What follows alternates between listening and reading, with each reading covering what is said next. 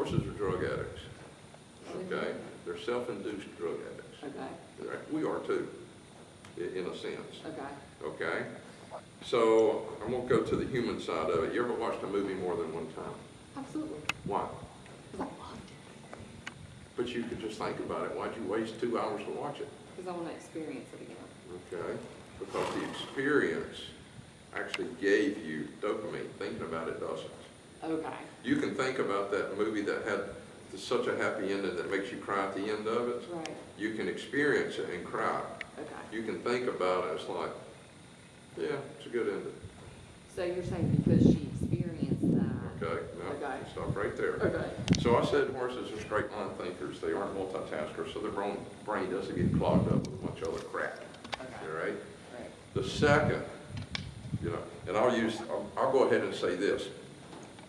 When I lay me head down to sleep, pray the Lord my soul to keep. And if I'm gonna have a prayer this morning about 1 minute, my mind drifts and starts thinking about something. Right. I'm like, Yeah. God, hold on a minute. And my brain goes somewhere else. Right. Okay? Yeah. Now that's how we are as humans. Okay. Because our brain is so cluttered because we're multitasking all the time. Right. Since the horse can't multitask, the horse says, man, I got some dopamine at the end of whatever just happened. I'm going to hit the replay button. Oh. And that horse replays that video that he just did. Walk that circle. Well, what about The positive or the negative. That's what I was going to ask you. That's what I was going to ask you. So he replays that scenario and he got that dopamine. Right. He replayed that scenario and he got that dopamine. Now the way they figured this out, a really good friend of mine figured this out. He's a human neuroscientist. Okay. His name's Dr. Stephen Peters.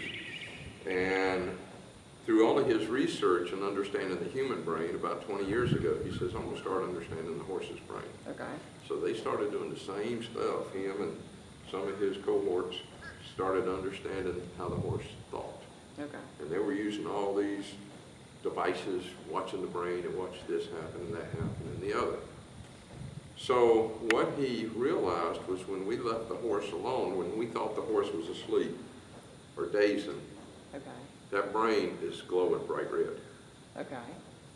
That horse just hit replay. What did I just do? They gave me that dopamine, gave me that relief at the end. Okay.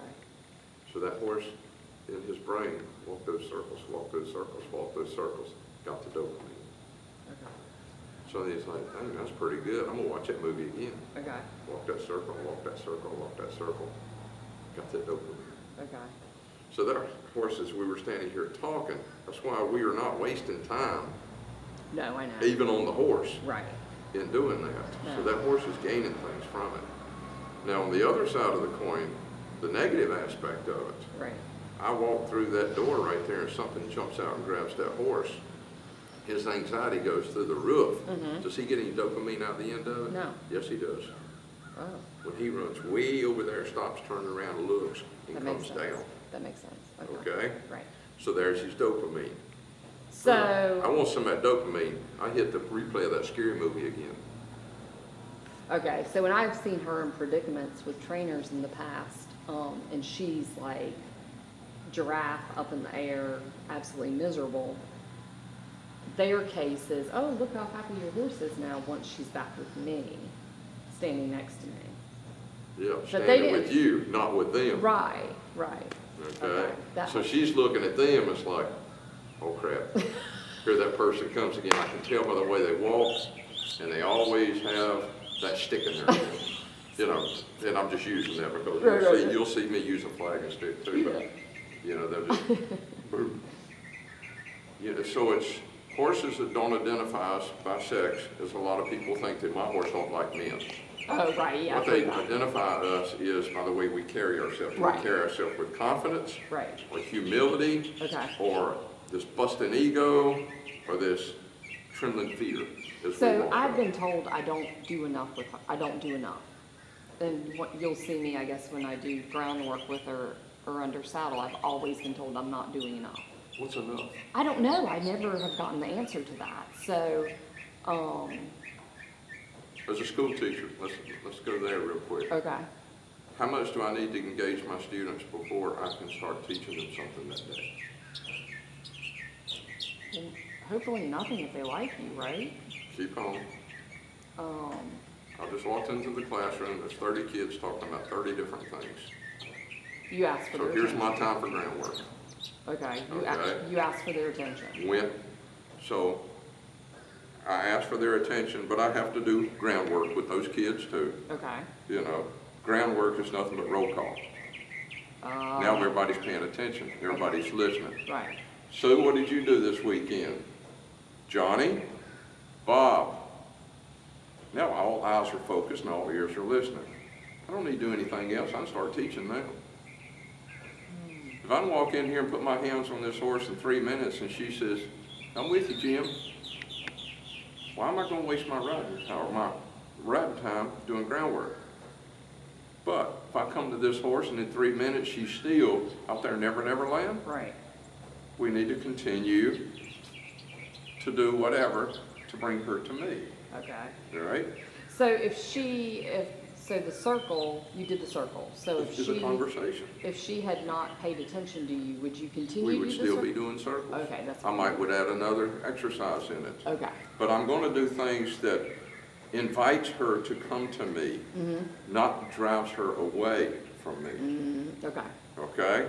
So if I'm doing these circles and I'm jacked up and I'm hammering and beating and this and that, she doesn't want to be with me. No.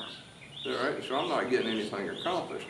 But if I do these nice little circles, maybe I'll do a backup exercise with her, maybe ask her to yield her hindquarters, maybe I'll do an in and out or a turn and go or, you know, a half a dozen little things. And, you know, wherever I say, or wherever I see her light come on, Okay. I say, okay, we can ride. Okay. Nobody should tell you how much groundwork you need. Okay. I can't tell you. What I can tell you, when you and the horse start having a conversation, Right. and both of you have an equal voice, Right. you've done enough groundwork. It's time to ride. Okay. I'm not one to go in there and get the fresh off that horse. Right. I like to ride the fresh. Right. You know, I want the horse to have a little bit of let's go do something. Right. Okay? So the folks that come out here and lunge their horse for 30 minutes, you go to the jumping show and you watch somebody go out there and lunge this marathon running horse because they've been running for 30 minutes in a circle on autopilot. At the end of that 30 minutes, that horse is no more with that person than when Full they of started. adrenaline, right? Huh? Full of adrenaline, right? Yeah. And now they're going to get a lot of lunging for 30 minutes. You didn't talk to him. Well, they can run like 30 miles. You so just that's said not go out good. there and run around that building for 30 minutes while I go do this. Yeah. When we're close, this horse is having to have a conversation with me. Okay. All right? With your stepdaughter, to really get her to listen to you, where do you put your face? Right. Right in front of hers. Right. If I put this guy right here, or gal right here on a 30-foot lunge line, is there any communication going on there? There's not, is Heck there? no, she's out there looking at everything else. Now, she's responding to the feel of the lunge line, but she's going around like this, looking out. Well, and what I was told is yank on her face together and look at me as you lunge, like in. Well, I'll do all that when you could do it right here up close. And make I have it no easy. idea. Because we've never gotten past that. Every time I lunge her on the line, she's still trying to look out. I mean, No, she's running away from that energy. Okay. She's not happy. She's not comfortable. It's like, I'm not looking at you. Where would you be? Same. You'd be doing the same I'd be doing thing. the same She's respectful enough, respect in a way that we understand. She doesn't understand the word respect. But she is obedient enough to respond to the feel Right. that she doesn't pull it out of your hand and run away most of the time. Correct. But Exactly. other than that, she's like, screw this stuff. Okay. So she's standing next to you licking and chewing. Huh? She's standing next to you licking and chewing. Yeah. So she's finding that, yeah, Jim has asked her to do a few things, but he's not that bad of a guy. I think he took a shower this morning. He's not been aggressive to me. He's asked me to do a couple of things I really didn't understand, but he worked with me and we got through it. Can I have your bridle?